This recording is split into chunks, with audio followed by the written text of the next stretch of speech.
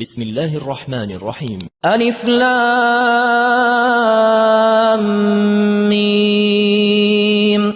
ذلك الكتاب لا ريب فيه هدى للمتقين الذين يؤمنون بالغيب ويقيمون الصلاة ومما رزقناهم ينفقون والذين يؤمنون بما أنزل إليك وما أنزل من قبلك وبالآخرة هم يوقنون أولئك على هدى من ربهم وأولئك هم المفلحون إن الذين كفروا سواء عليهم أأنذرتهم أم لم تنذرهم لا يؤمنون ختم الله على قلوبهم وعلى سمعهم وعلى أبصارهم غشاوة ولهم عذاب عظيم ومن الناس من يقول آمنا بالله وباليوم الآخر وما هم بمؤمنين يخادعون الله والذين آمنوا وما يخدعون إلا أنفسهم وما يشعرون في قلوبهم مرض فزادهم الله مرضا ولهم عذاب أليم بما كانوا يكذبون وإذا قيل لهم لا تفسدوا في الأرض قالوا إنما نحن مصلحون ألا إنهم هم المفسدون ولكن لا يشعرون وإذا قيل لهم آمنوا كما آمن الناس قالوا أنؤمن كما آمن السفهاء ألا إنهم هم السفهاء ولكن لا يعلمون وإذا لقوا الذين آمنوا قالوا آمنا وإذا خلوا إلى شياطينهم قالوا إنا معكم إنما نحن مستهزئون الله يستهزئ بهم ويمدهم في طغيانهم يعمهون أولئك الذين اشتروا الضلالة بالهدى فما ربحت تجارتهم وما كانوا مهتدين مثلهم كمثل الذي استوقد نارا فلما أضاءت ما حوله ذهب الله بنورهم وتركهم في ظلمات لا يبصرون صم بكم عمي فهم لا يرجعون أو كصيب من السماء فيه ظلمات ورعد وبرق يجعلون أصابعهم في آذانهم من الصواعق حذر الموت والله محيط بالكافرين يكاد البرق يخطف أبصارهم كلما أضاء لهم مشوا فيه وإذا أظلم عليهم قاموا ولو شاء الله لذهب بسمعهم وأبصارهم إن الله على كل شيء قدير يا أيها الناس اعبدوا ربكم الذي خلقكم والذين من قبلكم لعلكم تتقون الذي جعل لكم الأرض فراشا والسماء بناء وأنزل من السماء ماء فأخرج به من الثمرات رزقا لكم فلا تجعلوا لله أندادا وأنتم تعلمون وإن كنتم في ريب مما نزلنا على عبدنا فأتوا بسورة من مثله وادعوا شهداءكم من دون الله إن كنتم صادقين فإن لم تفعلوا ولن تفعلوا فاتقوا النار التي وقودها الناس والحجارة أعدت للكافرين وبشر الذين آمنوا وعملوا الصالحات أن لهم جنات أن لهم جنات تجري من تحتها الأنهار كلما رزقوا منها من ثمرة رزقا قالوا هذا الذي رزقنا من قبل وأتوا به متشابها ولهم فيها أزواج مطهرة وهم فيها خالدون إن الله لا يستحيي أن يضرب مثلا ما بعوضة فما فوقها فأما الذين آمنوا فيعلمون أنه الحق من ربهم وأما الذين كفروا فيقولون ماذا أراد الله بهذا مثلا يضل به كثيرا ويهدي به كثيرا وما يضل به إلا الفاسقين الذين ينقضون عهد الله من بعد ميثاقه ويقطعون ما أمر الله به أن يوصل ويفسدون في الأرض أولئك هم الخاسرون كيف تكفرون بالله وكنتم أمواتا فأحياكم ثم يميتكم ثم يحييكم ثم إليه ترجعون هو الذي خلق لكم ما في الأرض جميعا ثم استوى إلى السماء فسواهن 7 سماوات وهو بكل شيء عليم وإذ قال ربك للملائكة إني جاعل في الأرض خليفة قالوا أتجعل فيها من يفسد فيها ويسفك الدماء ونحن نسبح بحمدك ونقدس لك قال إني أعلم ما لا تعلمون وعلم آدم الأسماء كلها ثم عرضهم على الملائكة فقال أنبئوني بأسماء هؤلاء إن كنتم صادقين قالوا سبحانك لا علم لنا إلا ما علمتنا إنك أنت العليم الحكيم قال يا آدم أنبئهم بأسمائهم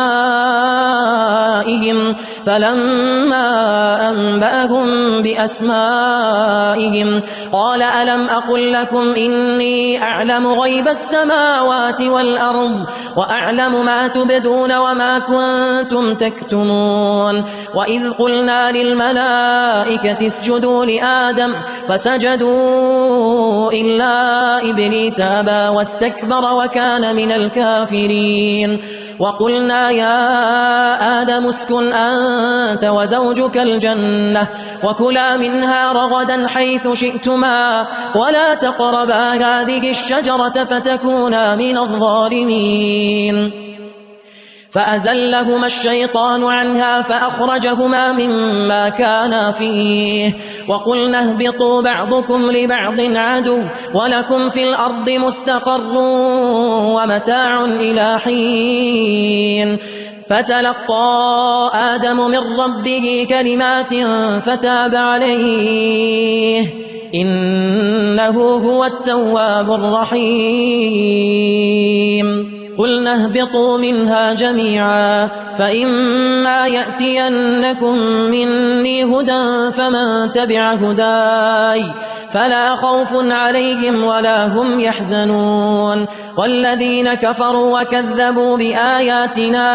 أولئك أصحاب النار هم فيها خالدون يا بني إسرائيل اذكروا نعمتي التي أنعمت عليكم وأوفوا بعهدي أوف بعهدكم وإياي فارهبون وآمنوا بما أنزلت مصدقا لما معكم ولا تكونوا أول كافر به ولا تشتروا بآياتي ثمنا قليلا وإياي فاتقون ولا تلبسوا الحق بالباطل وتكتموا الحق وأنتم تعلمون وأقيموا الصلاة وآتوا الزكاة واركعوا مع الراكعين أتأمرون الناس بالبر وتنسون أنفسكم وأنتم تتلون الكتاب أفلا تعقلون واستعينوا بالصبر والصلاة وإنها لكبيرة إلا على الخاشعين الذين يظنون أنهم ملاقو ربهم وأنهم إليه راجعون يا بني إسرائيل اذكروا نعمتي التي أنعمت عليكم وأني فضلتكم على العالمين واتقوا يوما لا تجزي نفس عن نفس شيئا ولا يقبل منها شفاعة ولا يؤخذ منها عدل ولا هم ينصرون وإذ نجيناكم من آل فرعون يسومونكم سوء العذاب يذبحون أبناءكم ويستحيون نساءكم وفي ذلكم بلاء من ربكم عظيم وإذ فرقنا بكم البحر فأنجيناكم وأغرقنا آل فرعون وأنتم تنظرون وإذ واعدنا موسى 40 ليلة ثم اتخذتم العجل من بعده وأنتم ظالمون ثم عفونا عنكم من بعد ذلك لعلكم تشكرون وإذ آتينا موسى الكتاب والفرقان لعلكم تهتدون وإذ قال موسى لقومه يا قوم إنكم ظلمتم أنفسكم باتخاذكم العجل فتوبوا إلى بارئكم فاقتلوا أنفسكم ذلكم خير لكم عند بارئكم فتاب عليكم إنه هو التواب الرحيم وإذ قلتم يا موسى لن نؤمن لك حتى نرى الله جهرة فأخذتكم الصاعقة وأنتم تنظرون ثم بعثناكم من بعد موتكم لعلكم تشكرون وظللنا عليكم الغمام وأنزلنا عليكم المن والسلوى كلوا من طيبات ما رزقناكم وما ظلمونا ولكن كانوا أنفسهم يظلمون وإذ قلنا ادخلوا هذه القرية فكلوا منها حيث شئتم رغدا وادخلوا الباب سجدا وقولوا حطة نغفر لكم خطاياكم وسنزيد المحسنين فبدل الذين ظلموا قولا غير الذي قيل لهم فأنزلنا على الذين ظلموا رجزا من السماء بما كانوا يفسقون وإذ استسقى موسى لقومه فقلنا اضرب بعصاك الحجر فانفجرت منه 12 عينا قد علم كل أناس مشربهم كلوا واشربوا من رزق الله ولا تعثوا في الأرض مفسدين وإذ قلتم يا موسى لن نصبر على طعام واحد فادع لنا ربك يخرج لنا مما تنبت الأرض من بقلها وقثائها وفومها وعدسها وبصلها قال أتستبدلون الذي هو أدنى بالذي هو خير اهبطوا مصرا فإن لكم ما سألتم وضربت عليهم الذلة والمسكنة وباءوا بغضب من الله ذلك بأنهم كانوا يكفرون بآيات الله ويقتلون النبيين بغير الحق ذلك بما عصوا وكانوا يعتدون إن الذين آمنوا والذين هادوا والنصارى والصابئين من آمن بالله واليوم الآخر فلهم أجرهم عند ربهم ولا خوف عليهم ولا هم يحزنون وإذ أخذنا ميثاقكم ورفعنا فوقكم الطور خذوا ما آتيناكم بقوة واذكروا ما فيه لعلكم تتقون ثم توليتم من بعد ذلك فلولا فضل الله عليكم ورحمته لكنتم من الخاسرين ولقد علمتم الذين اعتدوا منكم في السبت فقلنا لهم كونوا قردة خاسئين فجعلناها نكالا لما بين يديها وما خلفها وموعظة للمتقين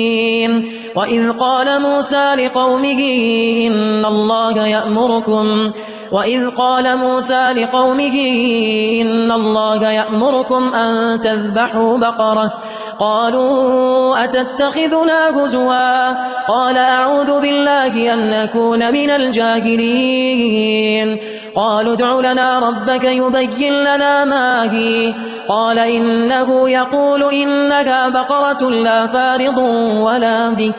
ولا بكر عوان بين ذلك فافعلوا ما تؤمرون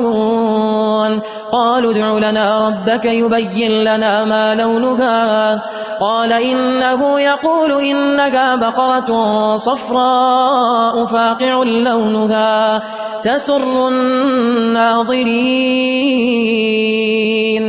قالوا ادع لنا ربك يبين لنا ما هي إن البقرة شابه علينا وإنا إن شاء الله لمهتدون قال إنه يقول إنها بقرة لا ذلول تثير الأرض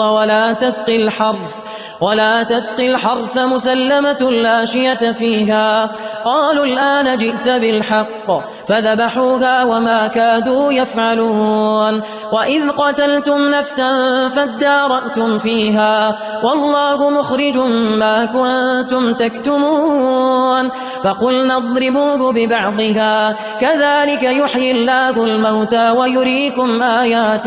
ويريكم آياته لعلكم تعقلون ثم قست قلوبكم من بعد ذلك فهي كالحجارة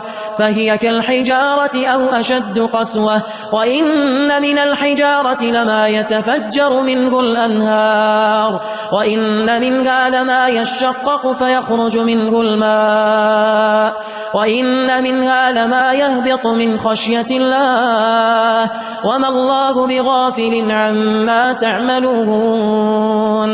أفتطمعون أن يؤمنوا لكم وقد كان فريق منهم يسمعون كلام الله ثم يحرفونه من بعد ما عقلوه وهم يعلمون وإذا لقوا الذين آمنوا قالوا آمنا وإذا خلا بعضهم إلى بعض قالوا أتحدثونهم بما فتح الله عليكم ليحاجوكم به عند ربكم أفلا تعقلون أولا يعلمون أن الله يعلم ما يسرون وما يعلنون ومنهم أميون لا يعلمون الكتاب إلا أماني وإن هم إلا يظنون فويل للذين يكتبون الكتاب بأيديهم ثم يقولون هذا من عند الله ليشتروا به ثمنا قليلا فويل لهم مما كتبت أيديهم وويل لهم مما يكسبون وقالوا لن تمسنا النار إلا أياما معدودة قل أتخذتم عند الله عهدا فلن يخلف الله عهده أم تقولون على الله ما لا تعلمون بلى من كسب سيئة وأحاطت به خطيئته فأولئك أصحاب النار هم فيها خالدون والذين آمنوا وعملوا الصالحات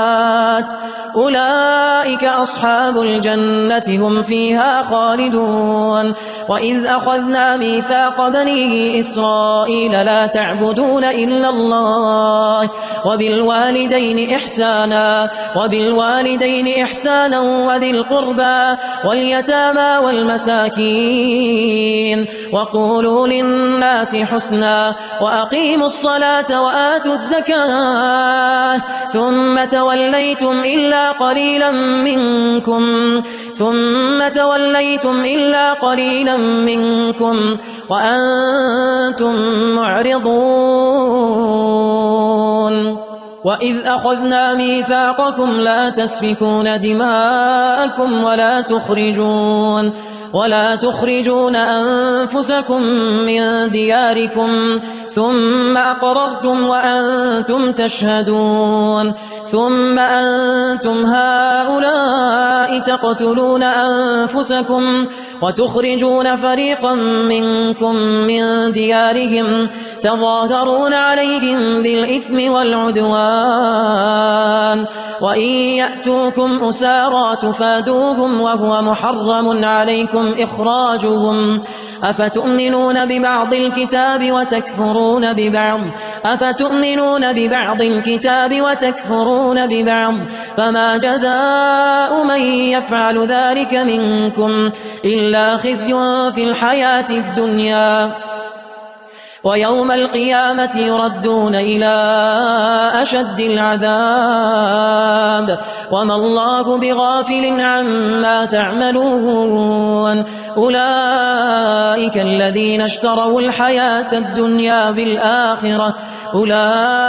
الذين اشتروا الحياة الدنيا بالآخرة فلا يخفف عنهم العذاب ولا هم ينصرون ولقد آتينا موسى الكتاب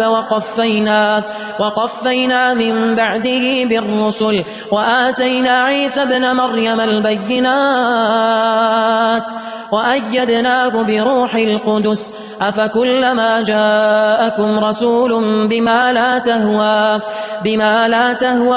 أنفسكم استكبرتم ففريقا كذبتم وفريقا تقتلون وقالوا قلوبنا غلف بل لعنهم الله بكفرهم فقليلا ما يؤمنون ولما جاءهم كتاب من عند الله مصدق لما معهم وكانوا من قبل يستفتحون على الذين كفروا فلما جاءهم ما عرفوا كفروا به فلعنة الله على الكافرين بئس ما اشتروا به أنفسهم أن يكفروا بما أنزل الله بغيا أن ينزل الله من فضله على من يشاء من عباده فباءوا بغضب على غضب وللكافرين عذاب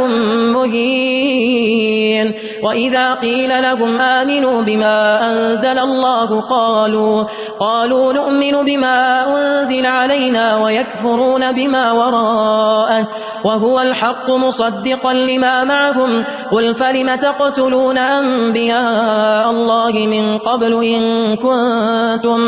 إن كنتم مؤمنين ولقد جاءكم موسى بالبينات ثم اتخذتم العجل من بعده وأنتم ظالمون وإذ أخذنا ميثاقكم ورفعنا فوقكم الطور خذوا ما آتيناكم بقوة واسمعوا قالوا سمعنا وعصينا وأشربوا في قلوبهم العجل بكفرهم قل بئس ما يأمركم به إيمانكم إن كنتم مؤمنين قل إن كانت لكم الدار الآخرة عند الله خالصة من دون الناس فتمنوا الموت إن كنتم صادقين ولن يتمنوه أبدا بما قدمت أيديهم والله عليم بالظالمين ولتجدنهم أحرص الناس على حياة ومن الذين أشركوا يود أحدهم لو يعمر 1000 سنة وما هو بمزحزحه من العذاب أن يعمر والله بصير بما يعملون قل من كان عدوا لجبريل فإنه نزله على قلبك بإذن الله مصدقا لما بين يديه وهدى وبشرى للمؤمنين من كان عدوا لله وملائكته ورسله وجبريل وميكال فإن الله عدو للكافرين ولقد أنزلنا إليك آيات بينات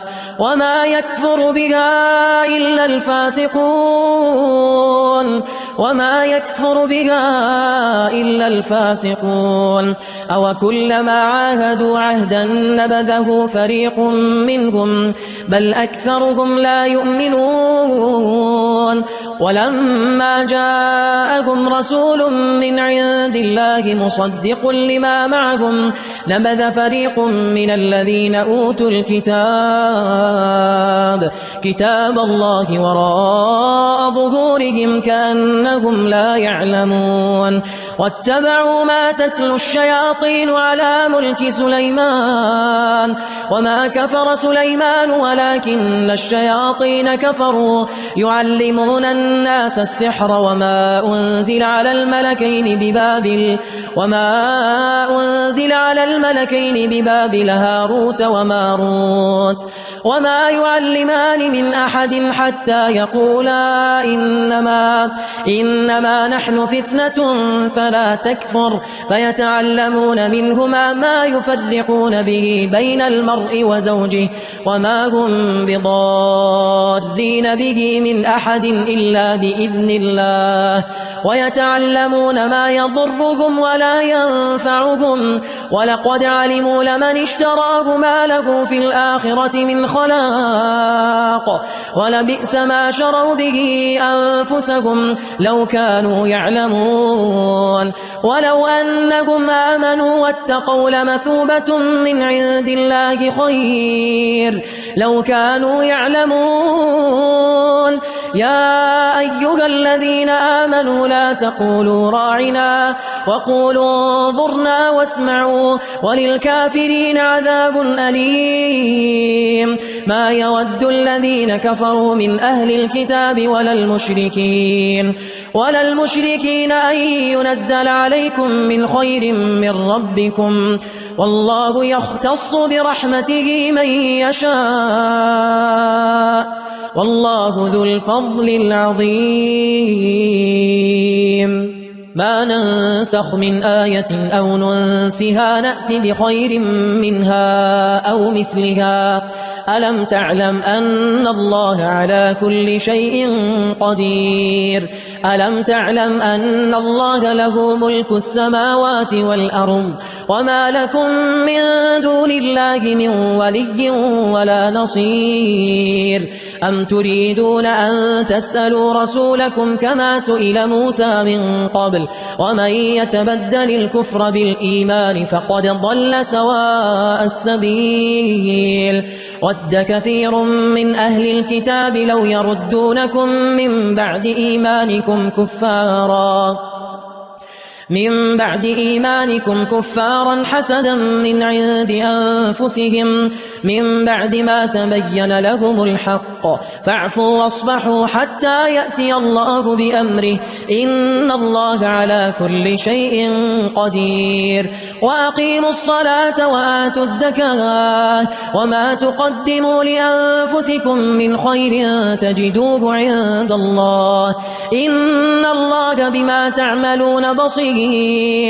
وقالوا لن يدخل الجنة إلا من كان هودا أو نصارى تلك أمانيهم قل هاتوا برهانكم إن كنتم صادقين بلى من أسلم وجهه لله وهو محسن فله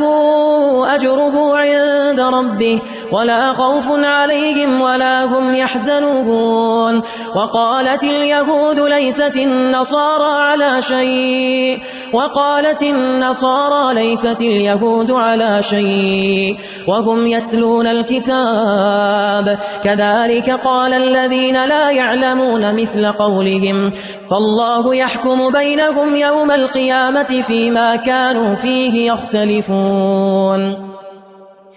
ومن أظلم ممن منع مساجد الله أن يذكر فيه اسمه وسعى في خرابها أولئك ما كان لهم أن يدخلوها إلا خائفين لهم في الدنيا خزي ولهم في الآخرة عذاب عظيم ولله المشرق والمغرب فأينما تولوا فثم وجه الله إن الله واسع عليم وقالوا اتخذ الله ولدا سبحانه بل له ما في السماوات والأرض كل له قانتون بديع السماوات والأرض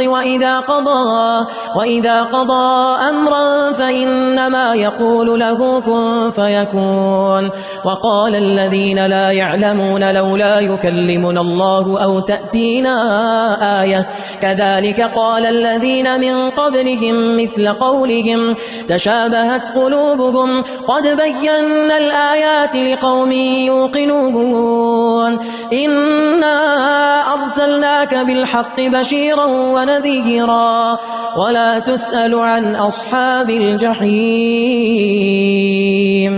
ولن ترضى عنك اليهود ولا النصارى حتى تتبع ملتهم قل إن هدى الله هو الهدى ولئن اتبعت أهواءهم بعد الذي جاءك من العلم ما لك من الله من ولي ولا نصير الذين آتيناهم الكتاب يتلونه حق تلاوته أولئك يؤمنون به ومن يكفر به فأولئك هم الخاسرون يا بني إسرائيل اذكروا نعمتي التي أنعمت عليكم وأني فضلتكم على العالمين واتقوا يوما لا تجزي نفس عن نفس شيئا ولا يقبل منها عدل ولا تنفعها شفاعة ولا هم ينصرون وإذ ابتلى إبراهيم ربه بكلمات فأتمهن قال إني جاعلك للناس إماما قال ومن ذريتي قال لا ينال عهد الظالمين وإذ جعلنا البيت مثابة للناس وأمنا واتخذوا من مقام إبراهيم مصلى وعهدنا إلى إبراهيم وإسماعيل أن طهر بيتي للطائفين والعاكفين والركع السجود وإذ قال إبراهيم رب اجعل هذا بلدا آمنا وارزق أهله من الثمرات من آمن منهم بالله واليوم الآخر قال ومن كفر فأمتعه قليلا ثم أضطره إلى عذاب النار وبئس المصير وإذ يرفع إبراهيم القواعد من البيت وإسماعيل ربنا تقبل منا إنك أنت السميع العليم ربنا واجعلنا مسلمين لك ومن ذريتنا أمة مسلمة لك وأرنا مناسكنا وتب علينا إنك أنت التواب الرحيم ربنا وابعث فيهم رسولا منهم يتلو عليهم آياتك ويعلمهم الكتاب والحكمة ويزكيهم إنك أنت العزيز الحكيم ومن يرغب عن ملة إبراهيم إلا من سفه نفسه ولقد اصطفيناه في الدنيا وإنه في الآخرة لمن الصالحين إذ قال له ربه أسلم قال أسلمت لرب العالمين ووصى بها إبراهيم بنيه ويعقوب يا بني إن الله اصطفى لكم الدين فلا تموتن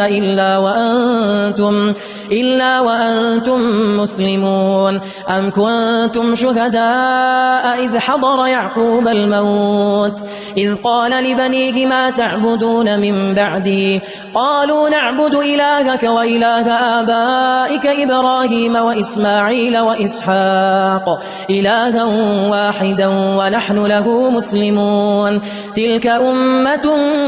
قد خلت لها ما كسبت ولكم ما كسبتم ولا تسألون عما كانوا يعملون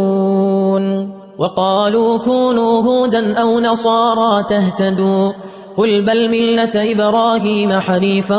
وما كان من المشركين قولوا آمنا بالله وما أنزل إلى إبراهيم وإسماعيل وإسحاق ويعقوب والأسباط وما أوتي موسى وعيسى وما أوتي النبيون من ربهم لا نفرق بين أحد منهم ونحن له مسلمون فإن آمنوا بمثل ما آمنتم به فقد اهتدوا وإن تولوا فإنما هم في شقاق فسيكفيكهم الله وهو السميع العليم صبغة الله ومن أحسن من الله صبغة ونحن له عابدون قل أتحاجوننا في الله وهو ربنا وربكم ولنا أعمالنا ولكم أعمالكم ونحن له مخلصون أم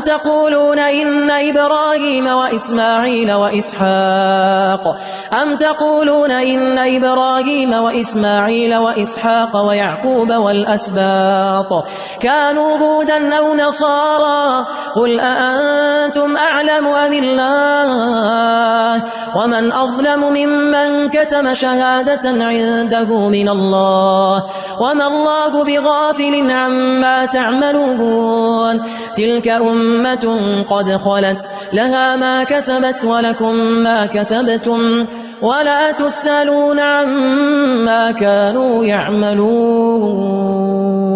سيقول السفهاء من الناس ما ولاهم عن قبلتهم التي كانوا عليها قل لله المشرق والمغرب يهدي من يشاء إلى صراط مستقيم وكذلك جعلناكم أمة وسطا لتكونوا شهداء على الناس ويكون الرسول عليكم شهيدا وما جعلنا القبلة التي كنت عليها إلا لنعلم من يتبع الرسول ممن ينقلب على عقبيه وإن كانت لكبيرة إلا على الذين هدى الله وما كان الله ليضيع إيمانكم إن الله بالناس لرؤوف رحيم قد نرى تقلب وجهك في السماء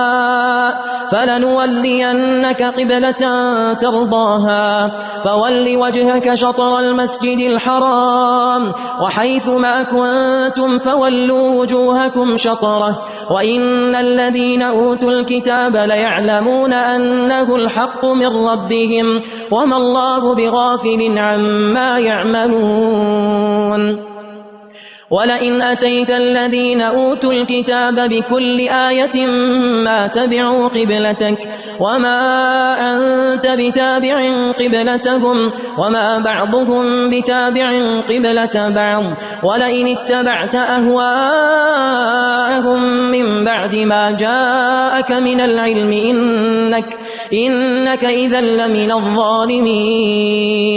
الذين آتيناهم الكتاب يعرفونه كما يعرفون أبناءهم وإن فريقا منهم ليكتمون الحق وهم يعلمون. الحق من ربك فلا تكونن من الممترين. ولكل وجهة هو موليها فاستبقوا الخيرات أينما تكونوا يأت بكم الله جميعا إن الله على كل شيء قدير. ومن حيث خرجت فول وجهك شطر المسجد الحرام وإنه للحق من ربك وما الله بغافل عما تعملون. ومن حيث خرجت فول وجهك شطر المسجد الحرام وحيث ما كنتم فولوا وجوهكم شطره لئلا يكون للناس عليكم حجة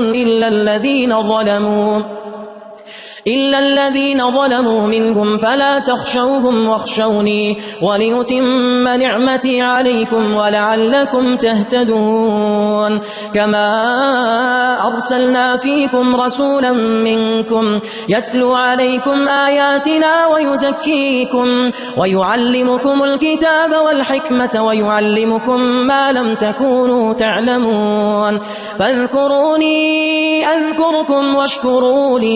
واشكروا لي ولا تكفرون. يا أيها الذين آمنوا استعينوا بالصبر والصلاة إن الله مع الصابرين. ولا تقولوا لمن يقتل في سبيل الله أموات بل أحياء ولكن لا تشعرون. ولنبلونكم بشيء من الخوف والجوع ونقص من الأموال والأنفس والثمرات وبشر الصابرين الذين إذا أصابتهم مصيبة قالوا إنا لله وإنا إليه راجعون. أولئك عليهم صلوات من ربهم ورحمة وأولئك هم المهتدون. إن الصفا والمروة من شعائر الله فمن حج البيت أو اعتمر فلا جناح عليه أن يطوف بهما ومن تطوع خيرا فإن الله شاكر عليم. إن الذين يكتمون ما أنزلنا من البينات والهدى من بعد ما بيناه للناس في الكتاب أولئك يلعنهم الله ويلعنهم اللاعنون إلا الذين تابوا وأصلحوا وبينوا فأولئك أتوب عليهم وأنا التواب الرحيم. إن الذين كفروا وماتوا وهم كفار أولئك عليهم لعنة الله والملائكة والناس أجمعين خالدين فيها لا يخفف عنهم العذاب ولا هم ينظرون. وإلهكم إله واحد لا إله إلا هو الرحمن الرحيم. إن في خلق السماوات والأرض واختلاف الليل والنهار والفلك التي تجري في البحر بما ينفع الناس وما أنزل الله من السماء من ماء فأحيا به الأرض بعد موتها وبث فيها من كل دابة وتصريف الرياح والسحاب المسخر بين السماء والأرض لآيات لقوم يعقلون. ومن الناس من يتخذ من دون الله أندادا يحبونهم كحب الله والذين آمنوا أشد حبا لله ولو يرى الذين ظلموا إذ يرون العذاب أن القوة لله جميعا وأن الله شديد العذاب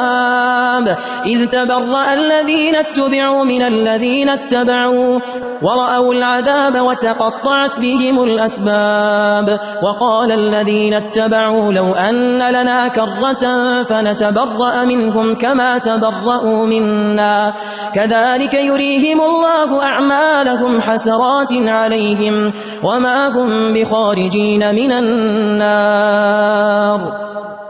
يا أيها الناس كلوا مما في الأرض حلالا طيبا ولا تتبعوا خطوات الشيطان إنه لكم عدو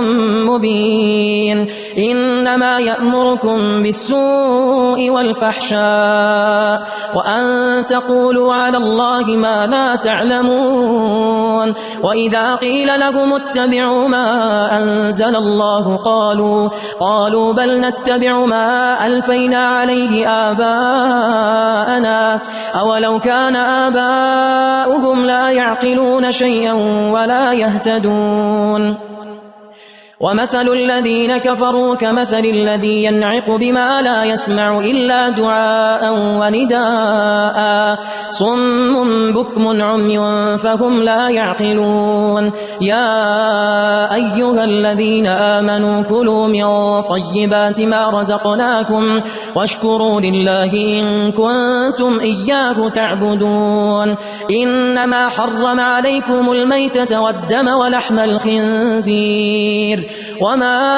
أهل به لغير الله فمن اضطر غير باغ ولا عاد فلا إثم عليه إن الله غفور رحيم إن الذين يكتمون ما أنزل الله من الكتاب ويشترون به ثمنا قليلا أولئك ما يأكلون في بطونهم إلا النار ولا يكلمهم الله يوم القيامة ولا يزكيهم ولهم عذاب أليم أولئك الذين اشتروا الضلالة بالهدى والعذاب بالمغفرة فما أصبرهم على النار ذلك بأن الله نزل الكتاب بالحق وإن الذين اختلفوا في الكتاب لفي شقاق بعيد ليس البر أن تولوا وجوهكم قبل المشرق والمغرب ولكن البر من آمن بالله واليوم الآخر والملائكة والكتاب والنبيين وآتى المال على حبه ذوي القربى واليتامى والمساكين وابن السبيل والسائلين وفي الرقاب وأقام الصلاة وآتى الزكاة والموفون بعهدهم إذا عاهدوا والصابرين في البأساء والضراء وحين البأس أولئك الذين صدقوا وأولئك هم المتقون يا أيها الذين آمنوا كتب عليكم القصاص في القتلى الحر بالحر والعبد بالعبد والأنثى بالأنثى فمن عفي له من أخيه شيء فاتباع بالمعروف وأداء إليه بإحسان ذلك تخفيف من ربكم ورحمة فمن اعتدى بعد ذلك فله عذاب أليم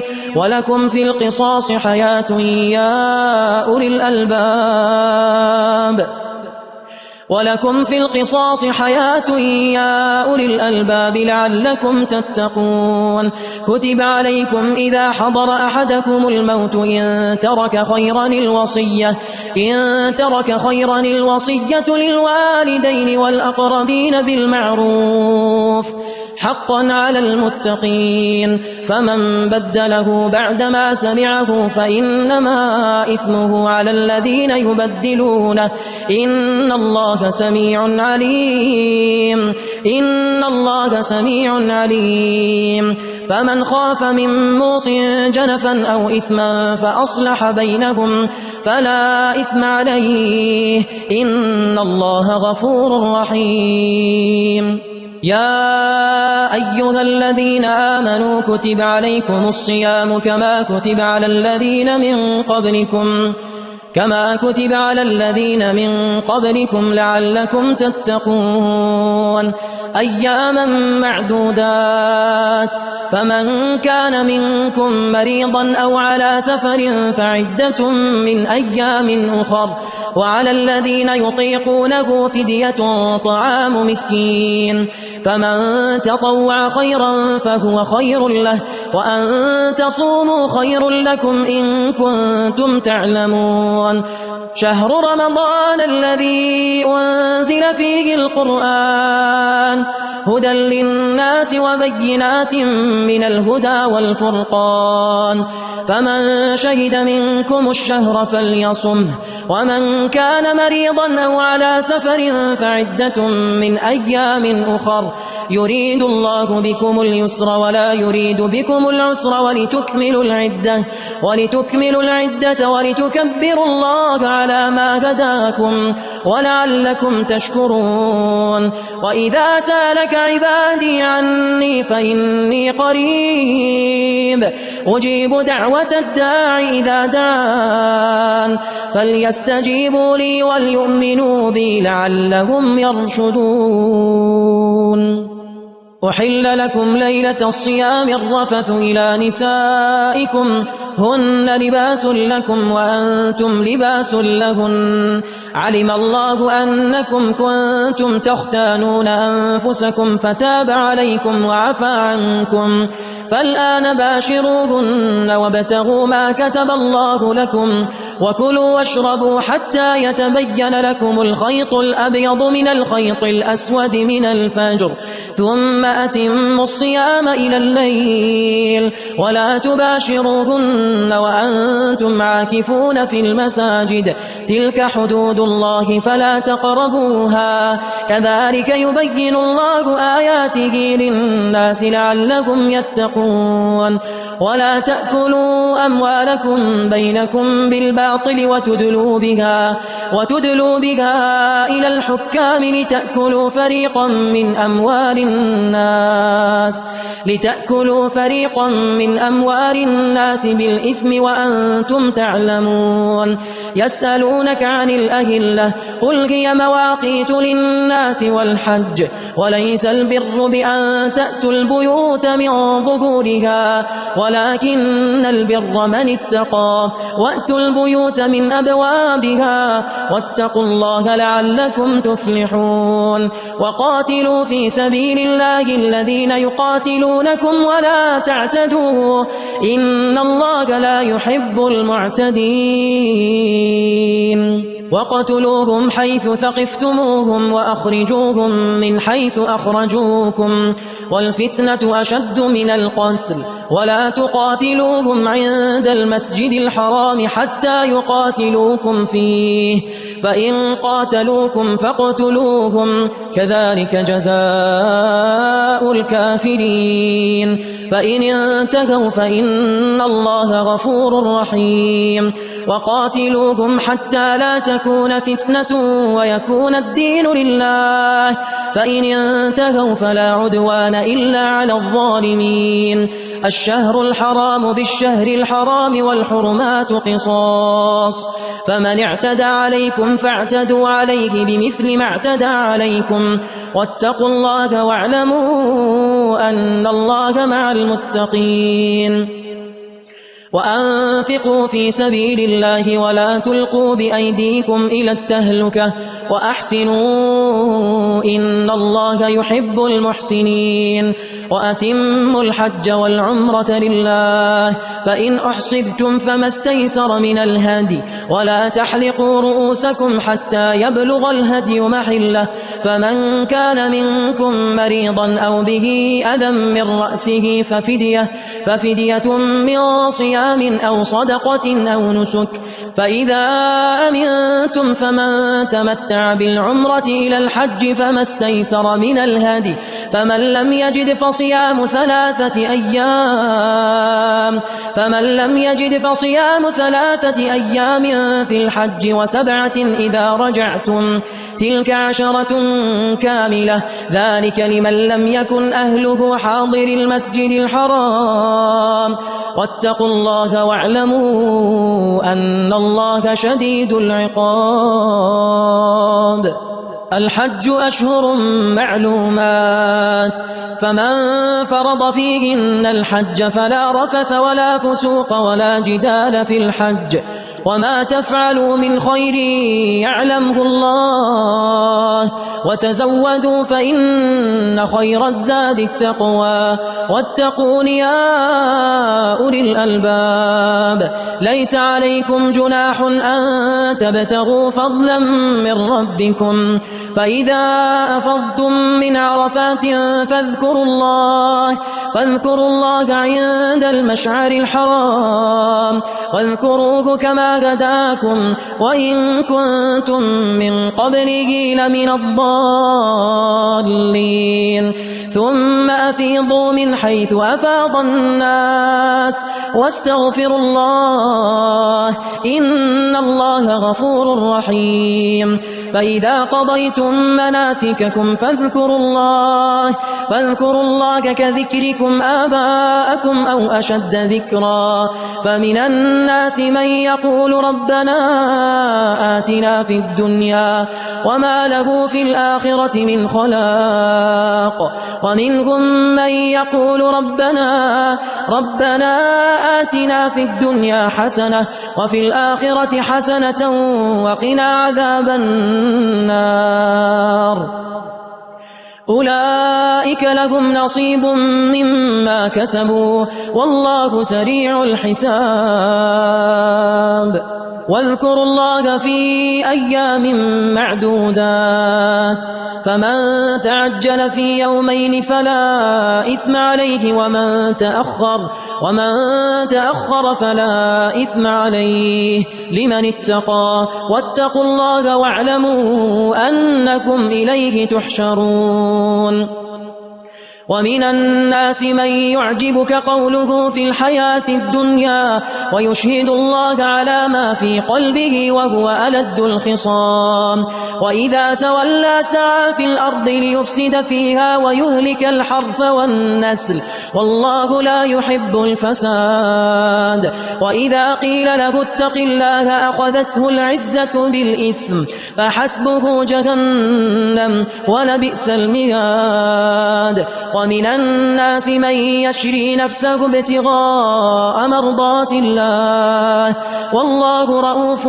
بالعباد. يا أيها الذين آمنوا ادخلوا في السلم كافة ولا تتبعوا خطوات الشيطان إنه لكم عدو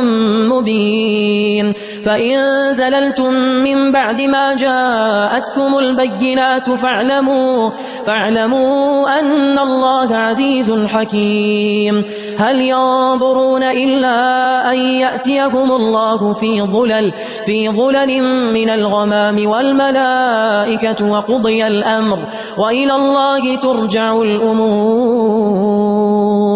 سل بني إسرائيل كم آتيناهم من آية بينة ومن يبدل نعمة الله من بعد ما جاءته فإن الله شديد العقاب. زين للذين كفروا الحياة الدنيا ويسخرون من الذين آمنوا والذين اتقوا فوقهم يوم القيامة والله يرزق من يشاء بغير حساب. كان الناس أمة واحدة فبعث الله النبيين مبشرين ومنذرين وأنزل معهم الكتاب بالحق ليحكم بين الناس فيما اختلفوا فيه وما اختلف فيه إلا الذين أوتوه من بعد ما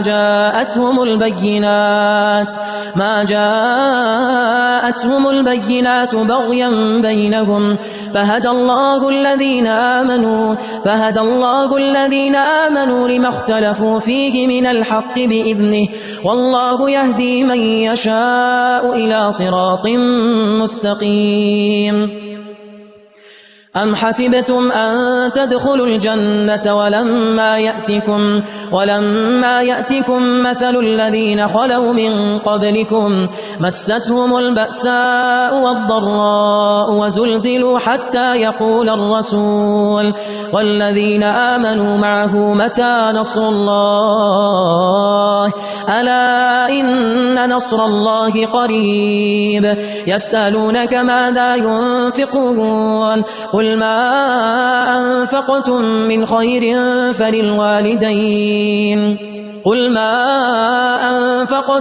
خير فللوالدين والأقربين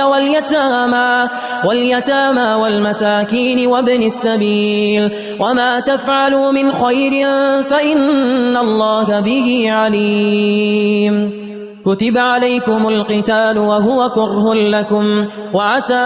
أن تكرهوا شيئا وهو خير لكم وعسى أن تحبوا شيئا وهو شر لكم والله يعلم وأنتم لا تعلمون. يسألونك عن الشهر الحرام قتال فيه قل قتال فيه كبير وصد عن سبيل الله وكفر به والمسجد الحرام وإخراج أهله منه أكبر عند الله والفتنة أكبر من القتل ولا يزالون يقاتلونكم حتى يردوكم عن دينكم إن استطاعوا ومن يرتدد منكم عن دينه فيمت وهو كافر فأولئك حبطت أعمالهم في الدنيا والآخرة وأولئك أصحاب النار هم فيها خالدون. إن الذين آمنوا والذين هاجروا وجاهدوا في سبيل الله أولئك يرجون رحمة الله والله غفور رحيم. يسألونك عن الخمر والميسر قل فيهما إثم كبير ومنافع للناس وإثمهما أكبر من نفعهما ويسألونك ماذا ينفقون قل العفو كذلك يبين الله لكم الآيات لعلكم تتفكرون في الدنيا والآخرة. ويسألونك عن اليتامى قل إصلاح لهم خير وإن تخالطوهم فإخوانكم والله يعلم المفسد من المصلح ولو شاء الله لأعنتكم إن الله عزيز حكيم. ولا تنكحوا المشركات حتى يؤمن ولأمة مؤمنة خير من مشركة ولو أعجبتكم ولا تنكحوا المشركين حتى يؤمنوا ولعبد مؤمن خير من مشرك ولو أعجبكم أولئك يدعون إلى النار والله يدعو إلى الجنة والمغفرة بإذنه ويبين آياته للناس لعلهم يتذكرون. ويسألونك عن المحيض قل هو أذى فاعتزلوا النساء في المحيض ولا تقربوهن حتى يطهرن فإذا تطهرن فأتوهن من حيث أمركم الله إن الله يحب التوابين ويحب المتطهرين. نساؤكم حرث لكم فأتوا حرثكم أنى شئتم وقدموا لأنفسكم واتقوا الله واعلموا أنكم ملاقوه وبشر المؤمنين. ولا تجعلوا الله عرضة لأيمانكم أن تبروا وتتقوا وتصلحوا بين الناس والله سميع عليم. لا يؤاخذكم يؤاخذكم الله باللغو في أيمانكم ولكن يؤاخذكم بما كسبت قلوبكم والله غفور حليم. للذين يؤلون من نسائهم تربص 4 أشهر فإن فاءوا فإن الله غفور رحيم. وإن عزموا الطلاق فإن الله سميع عليم. وإن عزموا الطلاق فإن الله سميع عليم. والمطلقات يتربصن بأنفسهن 3 قروء ولا يحل لهن أن يكتمن ما خلق الله في أرحامهن إن كن يؤمن بالله واليوم الآخر وبعولتهن أحق بردهن في ذلك إن أرادوا إصلاحا ولهن مثل الذي عليهن بالمعروف وللرجال عليهن درجة والله عزيز حكيم. الطلاق 2 مرتان فإمساك بمعروف أو تسريح بإحسان ولا يحل لكم أن تأخذوا مما آتيتموهن شيئا إلا أن يخافا ألا يقيما حدود الله فإن خفتم ألا يقيما حدود الله فلا جناح عليهما فيما افتدت به تلك حدود الله فلا تعتدوها ومن يتعد حدود الله فأولئك هم الظالمون. ومن يتعد حدود الله فأولئك هم الظالمون.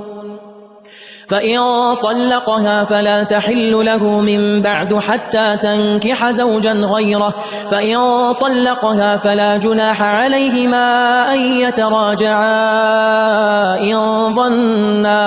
إن ظنا أن يقيما حدود الله وتلك حدود الله يبينها لقوم يعلمون. وإذا طلقتم النساء فبلغن أجلهن فأمسكوهن بمعروف أو سرحوهن بمعروف ولا تمسكوهن ضرارا لتعتدوا ومن يفعل ذلك فقد ظلم نفسه. ولا تتخذوا آيات الله هزوا واذكروا نعمة الله عليكم وما أنزل عليكم من الكتاب والحكمة يعظكم به واتقوا الله واعلموا أن الله بكل شيء عليم. وإذا طلقتم النساء فبلغن أجلهن فلا تعضلوهن أن ينكحن أزواجهن إذا تراضوا بينهم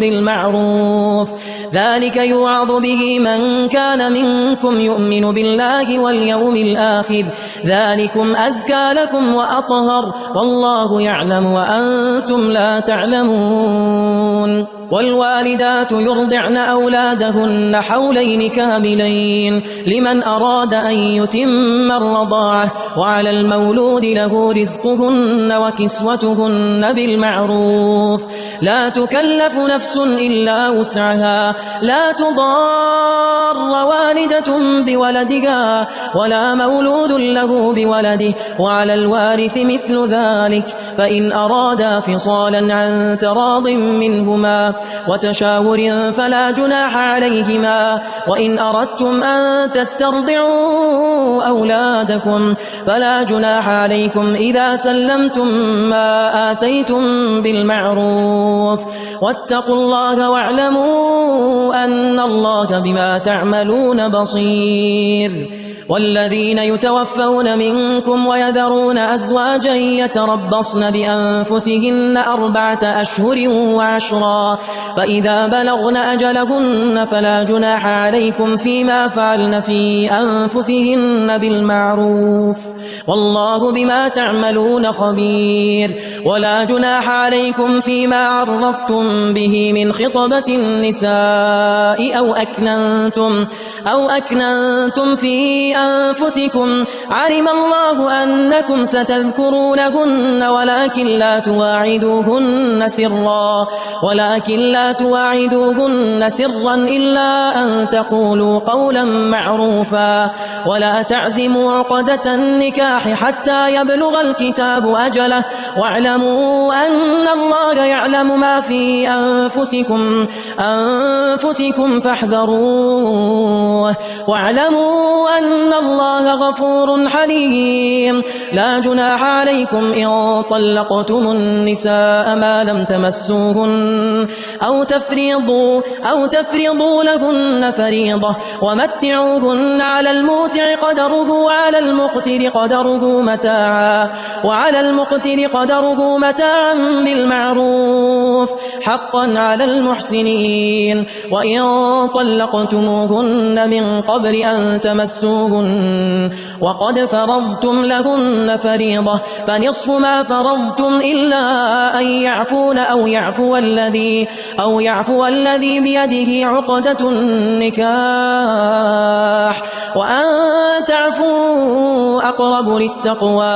وأن تعفوا أقرب للتقوى ولا تنسوا الفضل بينكم إن الله بما تعملون بصير حافظوا على الصلوات والصلاة الوسطى وقوموا لله قانتين فإن خفتم فرجالا أو ركبانا فإذا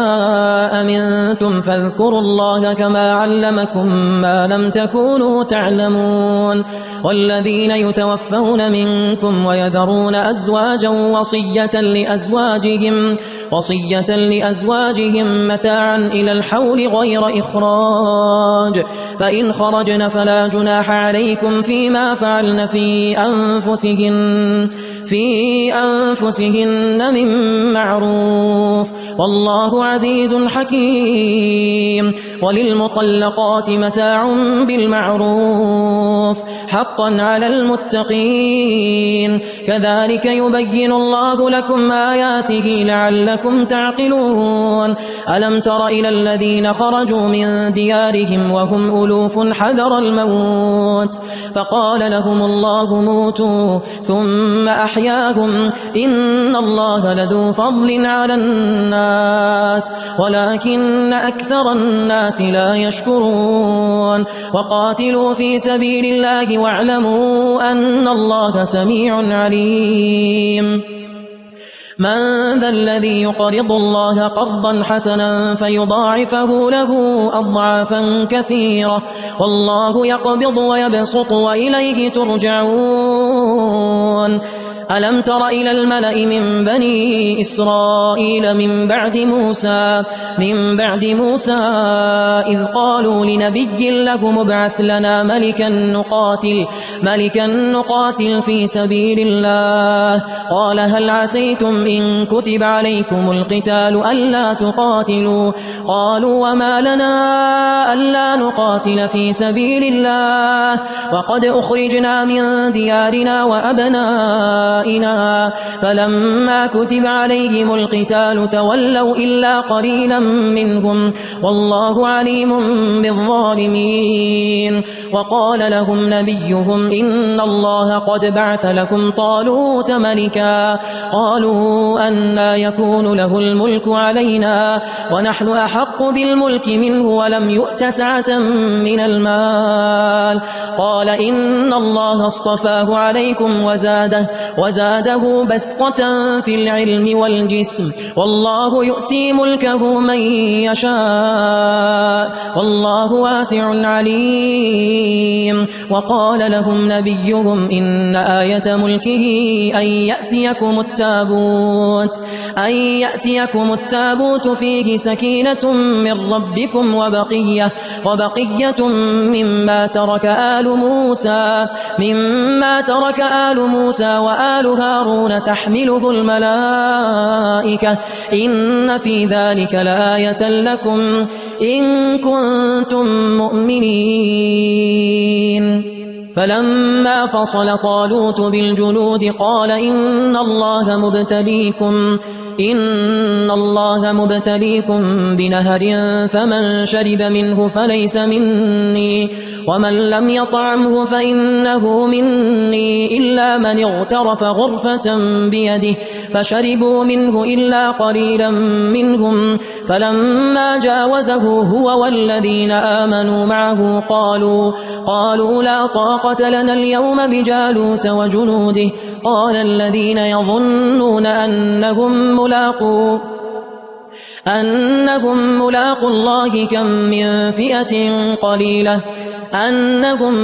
الله كم من فئة قليلة غلبت فئة كثيرة بإذن الله والله مع الصابرين ولما برزوا لجالوت وجنوده قالوا ربنا أفرغ علينا صبرا وثبت أقدامنا وانصرنا على القوم الكافرين فهزموهم بإذن الله وقتل داود جالوت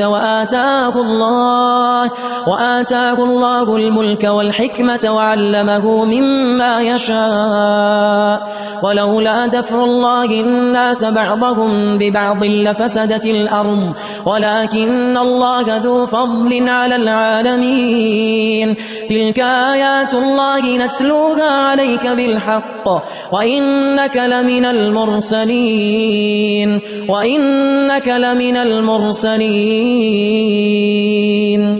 تلك الرسل فضلنا بعضهم على بعض منهم من كلم الله ورفع بعضهم درجات وآتينا عيسى ابن مريم البينات وأيدناه بروح القدس ولو شاء الله ما اقتتل الذين من بعدهم من بعد ما جاءتهم البينات ولكن اختلفوا فمنهم من آمن ومنهم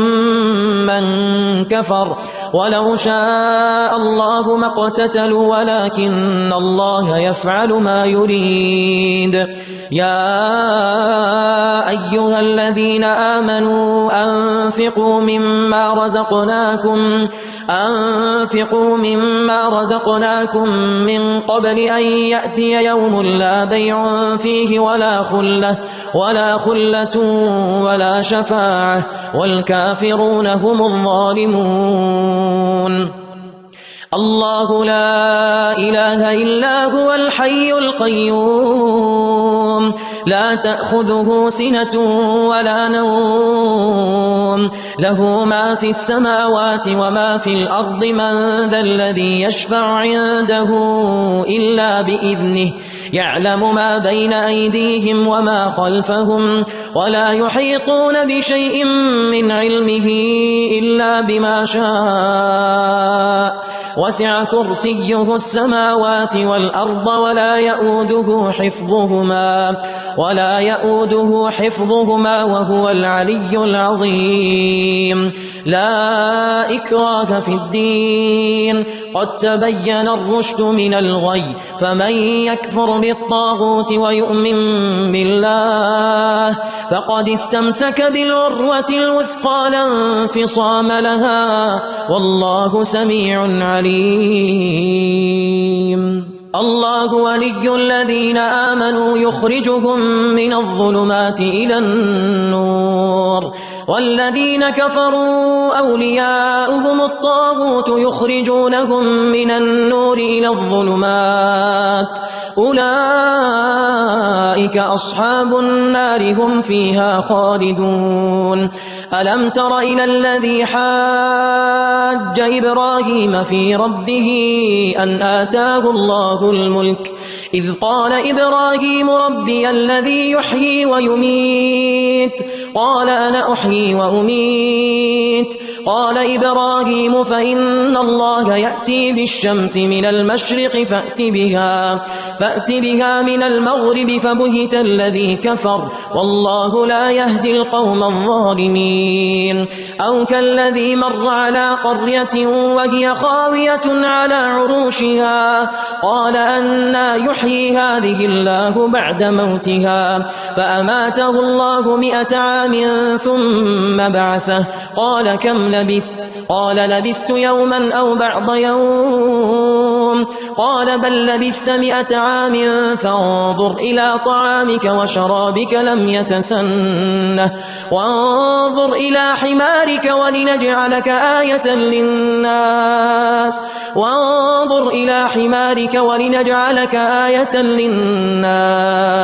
وانظر إلى العظام كيف ننشزها ثم نكسوها لحما فلما تبين له قال أعلم أن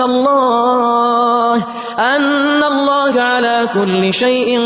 قدير.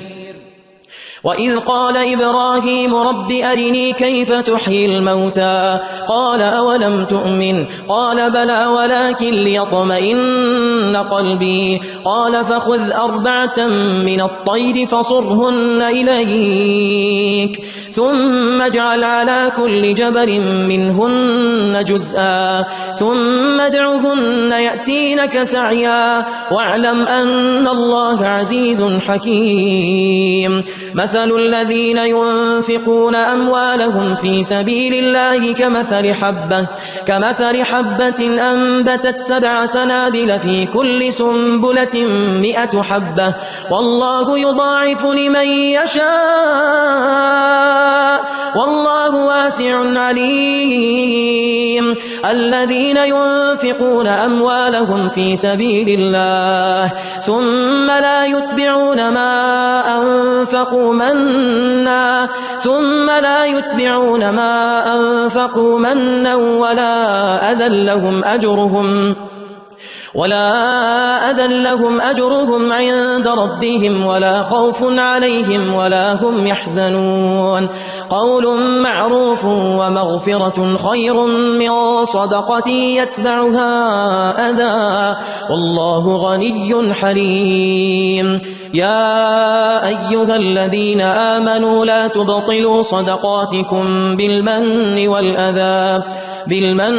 والأذى كالذي ينفق ماله رئاء الناس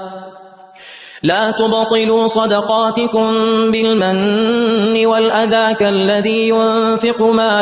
ينفق ماله رئاء الناس ولا يؤمن بالله واليوم الآخر فمثله كمثل صفوان عليه تراب فأصابه وابل فتركه صلدا لا يقدرون على شيء مما كسبوا والله لا يهدي القوم الكافرين. ومثل الذين ينفقون أموالهم ابتغاء مرضات الله وتثبيتا من أنفسهم كمثل جنة بربوة أصابها وابل فآتت أكلها ضعفين فإن لم يصبها وابل فطل والله بما تعملون بصير. أيود أحدكم أن تكون له جنة من نخيل وأعناب تجري من تحتها الأنهار له فيها من كل الثمرات وأصابه الكبر وله ذرية ضعفاء فأصابها إعصار فيه نار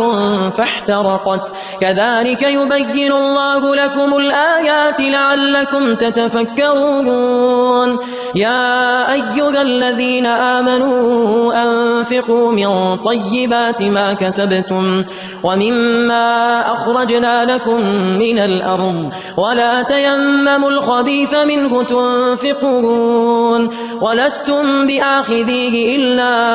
أن تغمضوا فيه واعلموا أن الله غني حميد. الشيطان يعدكم الفقر ويأمركم بالفحشاء والله يعدكم مغفرة منه وفضلا والله واسع عليم. يؤتي الحكمة من يشاء ومن يؤت الحكمة فقد أوتي خيرا كثيرا وما يذكر إلا أولو الألباب. وما أنفقتم من نفقة أو نذرتم من نذر فإن الله يعلمه وما للظالمين من أنصار. إن تبدوا الصدقات فنعما هي وإن تخفوها وتؤتوها الفقراء فهو خير لكم ويكفر عنكم من سيئاتكم والله بما تعملون خبير. ليس عليك هداهم ولكن الله يهدي من يشاء وما تنفقوا من خير فلأنفسكم وما تنفقون إلا ابتغاء وجه الله وما تنفقوا من خير يوفى إليكم وأنتم لا تظلمون. للفقراء الذين أحصروا في سبيل الله لا يستطيعون ضربا في الأرض يحسبهم الجاهل أغنياء من التعفف تعرفهم بسيماهم لا يسألون الناس إلحافا وما تنفقوا من خير فإن الله به عليم. الذين ينفقون أموالهم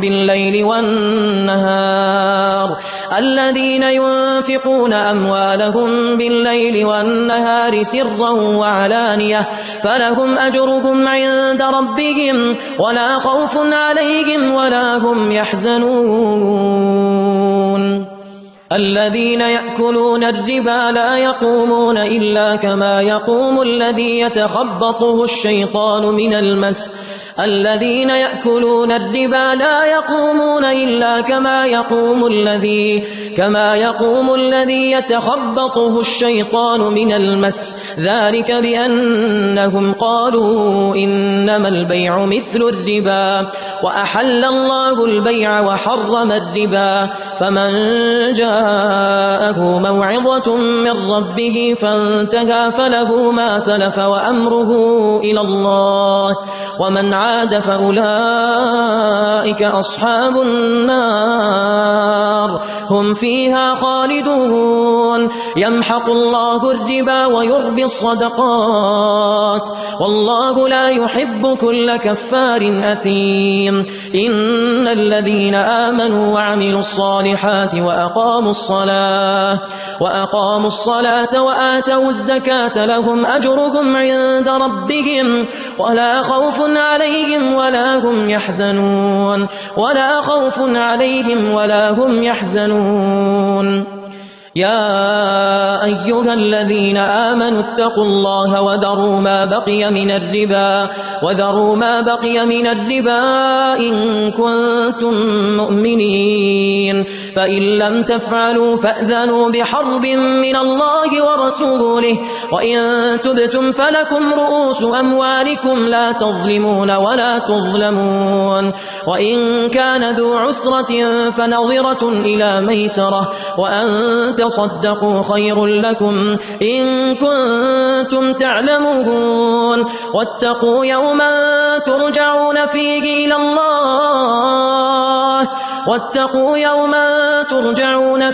إلى الله ثم توفى كل نفس ما كسبت وهم لا يظلمون. يا أيها الذين آمنوا إذا تداينتم بدين إلى أجل مسمى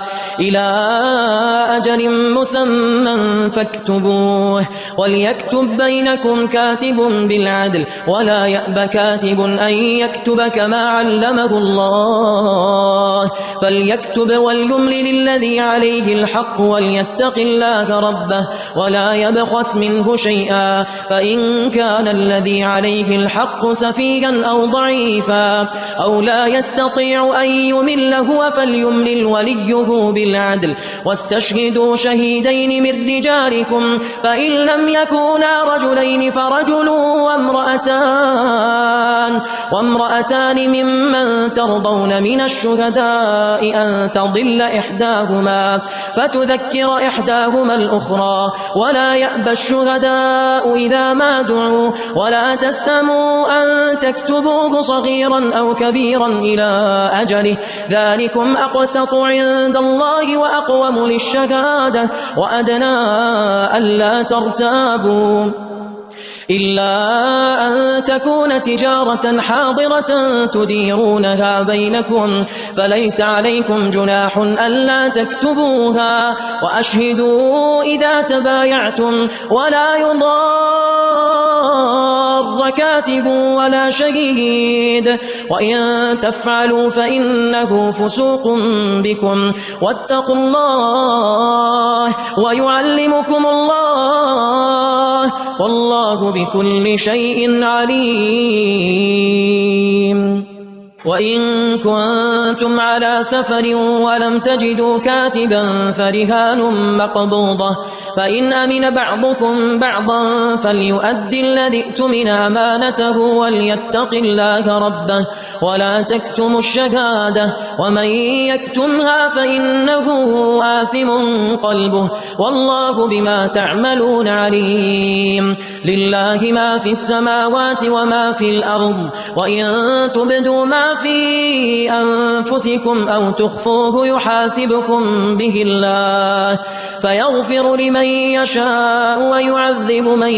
يشاء والله على كل شيء قدير آمن الرسول بما أنزل إليه من ربه والمؤمنون كل آمن بالله وملائكته وكتبه ورسله لا نفرق بين أحد من رسله وقالوا سمعنا وأطعنا غفرانك ربنا وإليك المصير لا يكلف الله نفسا إلا وسعها لها ما كسبت وعليها ما اكتسبت ربنا لا تؤاخذنا إن نسينا أو أخطأنا ربنا ولا تحمل علينا إصرا كما حملته على الذين من قبلنا ربنا ولا تحملنا ما لا طاقة لنا به واعف عنا واغفر لنا وارحمنا أنت مولانا فانصرنا على القوم الكافرين شكرا يا ربي شكرا